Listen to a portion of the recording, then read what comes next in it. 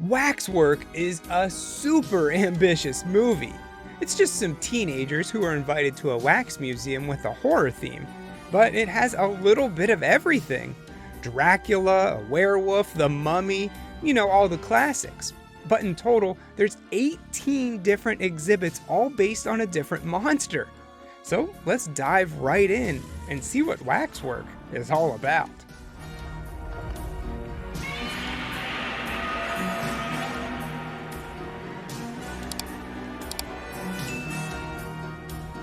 It opens up on a dark and stormy night, just as you would expect. Some guy's getting robbed, and when he tries to stop him, they light him on fire. Well, that sucks to be him.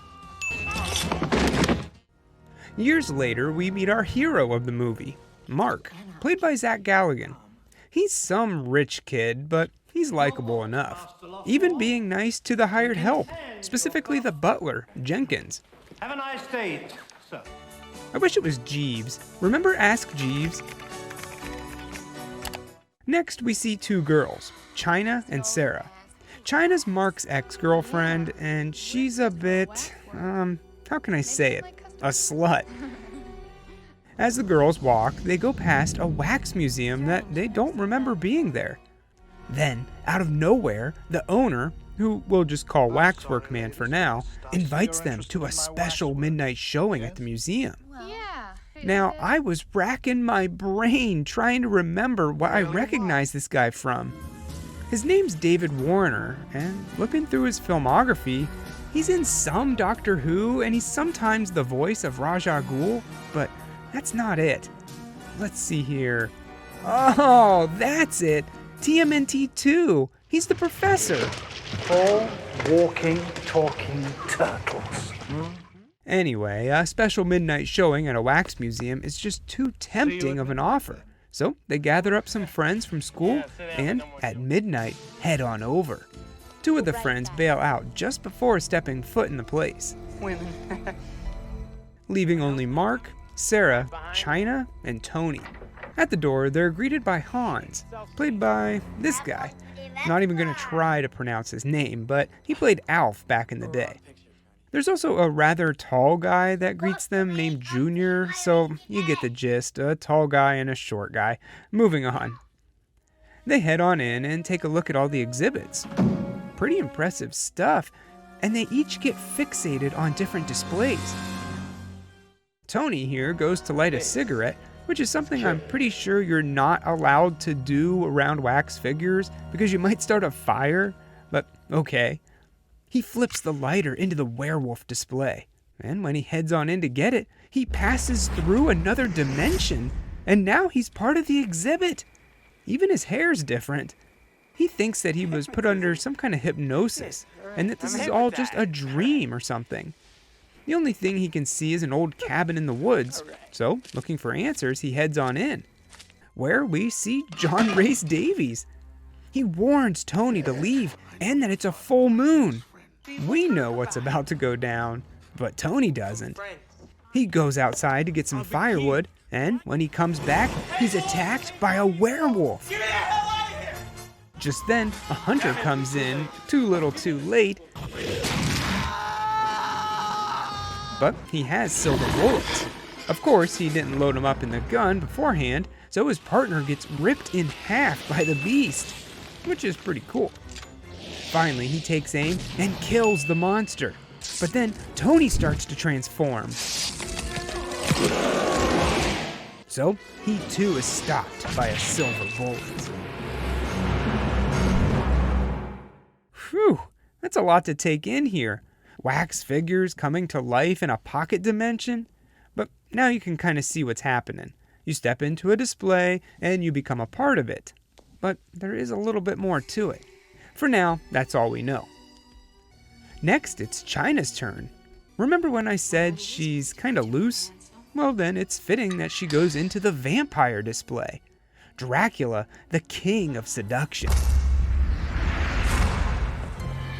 Him and a bunch of other vampires are all waiting for her, and when she sits down, she's offered a meal. It's really gross, But actually, this raw meat and blood is just rhubarb, watermelon, and strawberries. I don't know what that special sauce is, though. No sauce, but the sauce makes the dish. After dinner, she's shown to her room, and a vampire comes on to her, trying to have her for himself. She escapes into a white room where she sees this guy, who's supposed to be her fiancé in this story. It looks like the vamps have been eating him alive, which is just really nasty and gives me the heebie-jeebies. He explains how they're all vampires and the ways to kill them. She ends up fighting them all and taking them out in the traditional ways, except this chick who gets impaled by wine bottles. But then, as if things couldn't get worse, her fiancé turns too. She books it out of there, only to be met by Dracula. Going somewhere, my beauty. She can't resist his charm. He hypnotizes her, and she willingly becomes a vampire herself. Back in the museum, Mark and Sarah are taking a look around when Sarah just about heads in. But luckily, Mark stops her, and they decide it's time to leave, being told that their friends already left before them. Later on, China's current boyfriend, Jonathan, comes looking for her, and he's introduced to the Phantom of the Opera display. The Waxworks guy wasting no time on this one, and he pushes the kid in. The next day, Mark learns that both China and Tony didn't return from the party. So he goes to the police for help, where we meet Inspector Roberts. He admits that there's been a total of 13 people who have gone missing in the last 2 weeks. So he agrees to check the place out. But once there, the Waxworks man isn't nervous to see him, but instead invites them both in. Well, come on in, please. Of course, they find nothing, because all the murdered people are now permanently part of the displays. Satisfied that there's no foul play here, the inspector leaves, and Mark looks like the boy who cried wolf. Wolf, get it? Like werewolf? Eh? Eh? But something doesn't quite sit right with Roberts. Back at the station, he looks through all the missing persons posters, and they do all look familiar, like they were part of the museum. So he and his partner head on over. Once inside, Roberts crosses over the ropes, but he doesn't go into that dimension, because it's Dracula. He already has his victim. Roberts takes a sample of wax, which looks more like flesh. Meanwhile, Mark and Sarah root around his attic for some clues, finding some of his grandfather's old stuff. It turns out that Grandpa was the guy from the beginning. Yeah, remember him? The guy that got caught on fire? He had an odd personality and liked to collect trinkets from some of the worst humans imaginable. In total, 36 artifacts were stolen. But there's only 18 displays, so I don't know, it doesn't really make sense. The only clue to his death was the disappearance of David Lincoln, the hired help of the house. And just take a wild guess who Lincoln is. Roberts continues to walk around the museum, getting fixated by the mummy display, which honestly would be my favorite too. There's something about ancient Egypt that's just really cool. He sees a professor opening a tomb. Roberts helps him move the heavy slab, and inside is a mummy holding a scroll containing a curse. Just then, another sarcophagus opens up, and the mummy attacks. They try to fight it off, but good luck. Bullets do nothing to this thing. In the end, this chick and Roberts are both sealed in the tomb. Looking for more answers, Mark and Sarah head over to Mr. Wilfred's house, his godfather. After hearing their story, he doesn't think they're nuts, but instead confirms their suspicions. Mr. Lincoln sold his soul to the devil and is a student of black magic. He believes that if you make something that resembles its human form and then feed it a soul, it will come back to life. Any student of black magic can do it. Sort of like a voodoo doll. Mr. Lincoln needs 18 victims to bring them all back, which will bring the end of the world. Whoa, things just got serious real quick. But there is hope. All they need to do is burn down the Waxworks. But Lincoln won't make it easy, and Wilfred knows he has to make a call for backup. Tell the others our Mr. Lincoln has been found. At the Wax Museum, we see Robert's partner who heads on in looking for him. But instead of being tossed into a display, Junior here just kills him. What a waste! They could have used him for one of the displays. We still need 2 more. It'd have been perfect. Mark and Sarah head on in the back to get freaked out by this wax head. I gotta admit it got me. They go to burn the place down, but Sarah gets entranced by one of the figures, and she heads in, while Mark gets pushed into another. First up is Sarah, and this is where we see our first display based on an actual real-life person, Marquise de Sade, the founder of Satanism, and where it got its name. If you don't know, sadists are people who get pleasure from pain, usually in a sexual nature. This guy would put the Cenobites to shame. He lived from 1740 to 1814 and wrote several, how do I say this? Romantic novels so graphic and disgusting that it got him thrown into jail.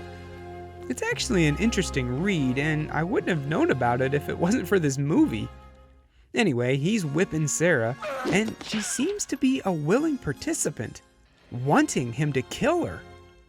Over to Mark, and we see that he was tossed into a zombie movie. The black and white's a nice touch. They all attack, and he manages to escape by ripping this one's hand off and impaling it on a fence.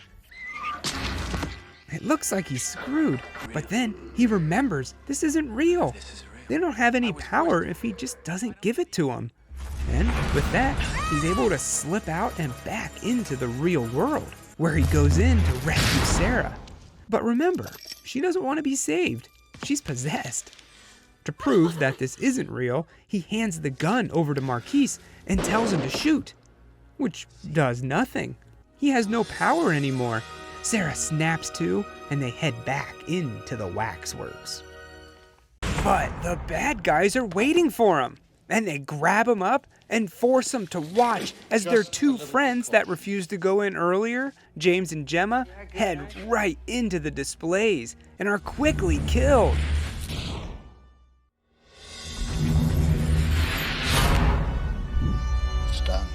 It's done. Once these creatures escape the Waxwork, it's the end of the world. But wait, there's still Mr. Wilfred and his gang to help in the fight. Albeit it's just a bunch of old men against some of the most vile human beings to ever exist. I mean, the Wolfman should be able to take them all out in 5 seconds. Here's our first chance to get a good look at all the monsters. So indulge me for just a second as we see all 18 of them. There's the Wolfman, Dracula, Phantom, the Mummy, Marquise de Sade, and zombies. Those we all saw before, but also there's a witch, this voodoo guy, an axe murderer, the Invisible Man, Frankenstein's monster, which is played by Kane Hodder, by the way, a pod from Invasion of the Body Snatchers, the baby from It's Alive, some alien-looking thing, a snake man, Jack the Ripper, Mr. Hyde, and a golem. Phew, quite the list of monsters. Honestly, it's awesome. But apparently, they also wanted to have Jason Voorhees, which I'm assuming would have been played by Kane Hodder, the creatures from The Thing, and kids from Village of the Damned. I'm assuming they couldn't get the rights to those, which does suck, but I mean, look at the roster. I'd say they did all right. All the monsters fight the old guys, and it's hard to say who's winning. A bunch of people die here, and I gotta admit, it's hard to say a kill count at this point. Can I get you some help? Too late for that, sir. Eventually, a fire breaks out, and Mark runs around back, where he's confronted by Sade, who's now become the main bad guy of the movie. They fight back and forth a bit, but it's Sarah who finally does him in, which is appropriate. Next, it's on to Lincoln, who ends up getting shot by Wilfred, and he falls into a pit of wax. All that's left now is for our heroes to escape the flames and make it outside. All the others, including the monsters, getting burned in the museum. But are they all dead?